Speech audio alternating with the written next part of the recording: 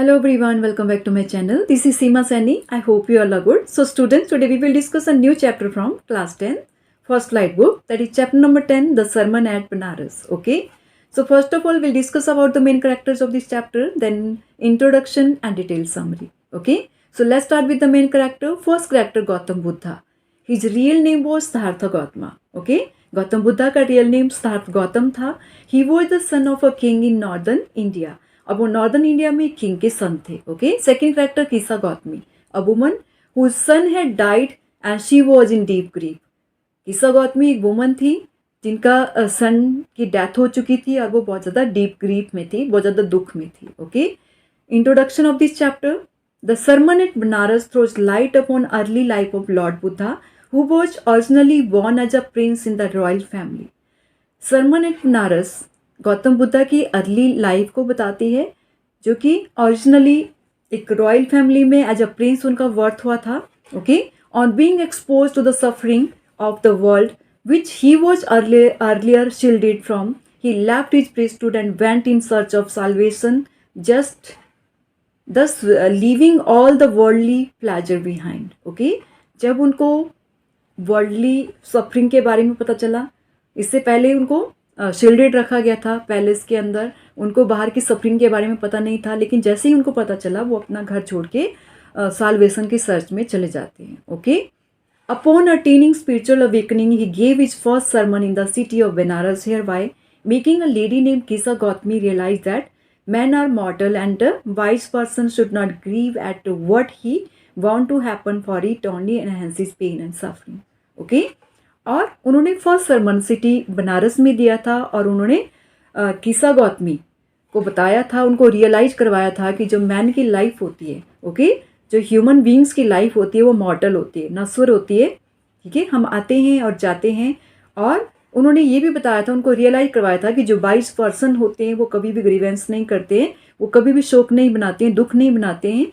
और अगर वो ऐसा करते हैं तो उनका जो पेन है और जो सफरिंग है वो एनहेंस होती रहती है, बढ़ती जाती है. Okay. Now detail summary. Gautam Buddha was born to a northern Indian royal family as a prince and was named Siddhartha Gautama. Okay. Gautam Buddha का birth north Indian royal family में हुआ था एज अ प्रिंस और उनका नाम रखा गया था Siddharth Gautam. Okay. When he was 12 years old, he was sent to a faraway place to study Hindu sacred scriptures, and upon returning 4 years later, he got married to a princess. जब वो 12 years के थे तो उनको घर से दूर भेज दिया गया था ताकि वो हिंदू सेक्रेड स्क्रिप्चर्स के ऊपर स्टडी कर सके. ओके. उसके बाद वो 4 years के बाद वापस आते हैं और एक प्रिंसेस के साथ उनकी मैरिज होती है. Soon they both had a son and they continued to live in the royal life for about 10 years. जल्दी ही उनके घर पे एक सन होता है और वो 10 years तक रॉयल लाइफ को स्पेंड करते हैं. Okay. The Royals were shielded from all the unpleasant experiences of the world. जो रॉयल्स थे उनको शील्डेड रखा गया था ताकि उन तक अनप्लीजेंट एक्सपीरियंस ना पहुंच पाए. लेकिन एक दिन on his way to hunt the prince met a sick man, an aged man, a funeral procession and monk begging for alms. लेकिन एक दिन जब वो हंट पे जा रहे थे तो उनको रास्ते में एक सिक मैन मिलता है. वो उसके बारे में पूछते हैं कि इनको ऐसे कैसे हो गया. ओके. उसके बाद उनको एक एज्ड मैन मिलता है और वो पूछते हैं कि ये इतने ऐसे कैसे दिख रहे हैं. देन फिर वो एक फ्यूनरल प्रोसेसन देखते हैं. ठीक है. एक डेड बॉडी को ले जाते हुए देखते हैं. And then monk begging for alms. और फिर एक मॉन्क को देखते हैं जो कि वहाँ पे भीख मांग रहे होते हैं. तो इस तरह की सफरिंग को देख के वो अंदर से हिल जाते हैं. Okay. These experiences acted as eye opener for him and thus he left all the royalty behind to seek higher sense of spiritual knowledge. Okay. तो इस तरह के जब एक्सपीरियंस उनको मिलते हैं तो इस तरह से वो उनके लिए आई ओपनर का काम करते हैं. ओके. इस तरह से वो रॉयल्टी को पीछे छोड़ देते हैं, अपने घर को छोड़ के चले जाते हैं ताकि वो higher sense of spiritual knowledge को गेन कर सकें. Okay. He wandered for 7 years and finally sat down under a peepal tree. Okay. वो 7 years तक वॉन्डरिंग करते रहते हैं, इधर से उधर घूमते रहते हैं एंड फाइनली वो एक पीपल ट्री के नीचे बैठ जाते हैं. where he vowed to stay until enlightenment came. Okay, जहाँ पे पीपल ट्री के नीचे बैठ के उन्होंने वाव किया कि वो तब तक नहीं उठेंगे जब तक कि उनको एनलाइटनमेंट नहीं मिल जाता, ज्ञान नहीं हो जाता. Upon attaining salvation he began preaching. और जैसे ही उनको साल्वेशन मिल जाता है, उनको पूरा ज्ञान हो जाता है, उसके बाद उन्होंने प्रीचिंग करना स्टार्ट कर दिया. प्रीचिंग मीन्स उपदेश. Okay, he gave his first sermon in the city of Banaras. Okay, उन्होंने अपना first sermon city of Banaras में दिया. There was a lady named Kisa Gautami whose son had died.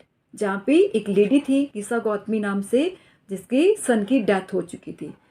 Suffering with unending pain, she went from home to home looking for medicine to bring her son back to life. Okay? और वो बहुत ज़्यादा suffering थी, वो unending pen उनके लिए थी, और वो सभी के घर में एक घर से दूसरे घर जा रही थी ताकि उसको मेडिसिन मिल जाए. ठीक है, वो सबसे मेडिसिन मांग रही थी कि उनके बेटे को वो लाइफ दे दे ताकि उनका जो बेटा है वो जिंदा हो सके. Okay, so people started thinking that the lady had lost her senses. लोगों ने ये सोचना स्टार्ट कर दिया कि जो लेडी है उसने अपनी सेंस खो दिया, मीन्स वो पागल हो चुकी है. One day she met a man who directed her towards Gautam Buddha, Lord Buddha, okay, who could possibly have a solution for her problem. एक दिन उनको एक आदमी मिलता है जो कि उनको डायरेक्ट करता है किसा गौतमी को कि वो गौतम बुद्धा के पास जाए जहाँ पे उनको अपनी प्रॉब्लम का सॉल्यूशन मिल सकता है. Okay, Buddha asked her to look for mustard seeds, okay, and the seeds must be procured from a house that had seen no death. Okay, तो बुद्धा ने लेडी को बोला कि ठीक है, आपके सन को ठीक कर दिया जाएगा, लेकिन उससे पहले आपको किसी एक घर से मस्टर्ड सीड लाने होंगे. ठीक है, और उस घर से मस्टर्ड सीड लाना जहाँ पे किसी की भी डेथ अभी तक ना हुई हो. Okay, so reinstated means to return something its former position. Okay, so means उस किसा गौतमी को होप थी कि वो पहले की तरह सारी चीज़ों को कर देना चाहती थी. Okay, so Kisa Gautami once again went on a search from house to house but her dismay. So Kisa Gautami house to house जाना स्टार्ट कर दिया. ठीक है, लेकिन वो डिसअपॉइंट हो गई. डिसमे मीन्स डिसअपॉइंट होना. She could not find mustard seeds from house that would fulfill Buddha's condition. और वो किसी भी घर से मस्टर्ड सीड लाने में सक्सेस नहीं हो पाई क्योंकि बुद्धा की जो कंडीशन थी वो फुलफिल नहीं हो पा रही थी. Disheartened, she sat at the edge of the road, thus realized how selfish she had been. Okay, और वो बहुत ज़्यादा डिसहार्टन हो जाती है और वो रोड के किनारे पे बैठ जाती है और वो रियलाइज़ करती है कि वो कितनी सेल्फिश है.